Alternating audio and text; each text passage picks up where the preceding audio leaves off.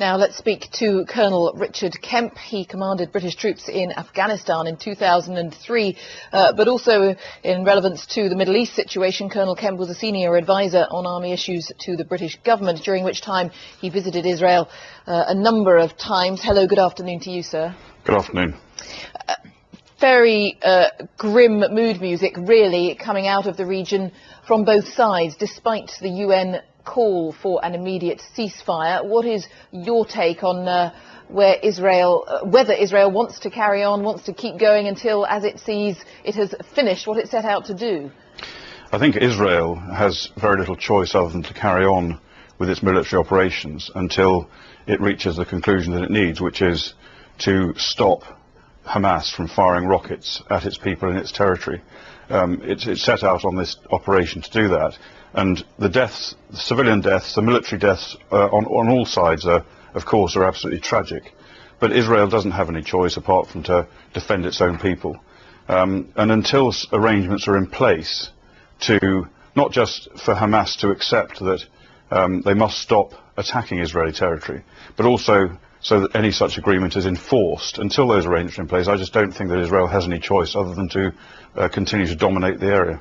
And so to what extent does the impact on civilians, on people who have nothing to do with Hamas but live in a heavily populated area so can't escape, to what extent does their fate factor in considerations? I think I would say, from my knowledge of the IDF and from the extent to which I've been following the current operation, I don't think that there has ever been a time in the history of warfare when any army has made more efforts to reduce civilian casualties and deaths of innocent people than the IDF is doing today in Gaza. When you look at the number of civilian casualties that have been caused, that perhaps doesn't sound too credible. I will accept that. However, Hamas, the enemy that they're fighting, has been trained extensively by Iran and by Hezbollah to fight among the people, to use the civilian population in Gaza as a human shield, and Hamas factor in the use of the civilian population as a major part of their defensive plan.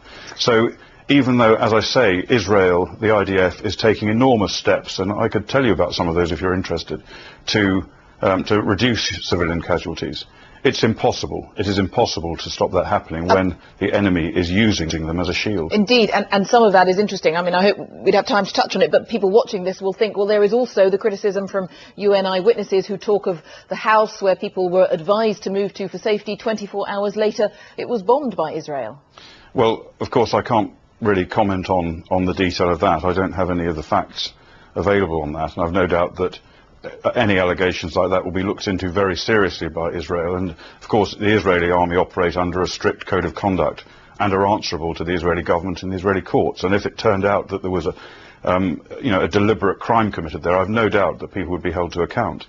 But of course it's not just a matter of the IDF trying to prevent casualties in a situation where the enemy is using them as a shield, but it's also war itself, the whole nature of war. Any military commander will tell you this. War is chaos. War is full of mistakes. There's friction all over the place.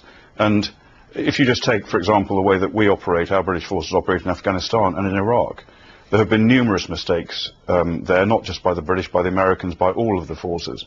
And these things do happen. It's a real tragedy. It's very unfortunate, but it's just what happens when you go to war.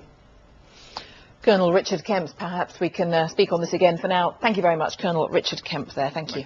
Well, you can find out more about the history of the Gaza Strip online, why the Israelis attacked, how it might all end. You can find out that and much more on our special website there, the address on the screen.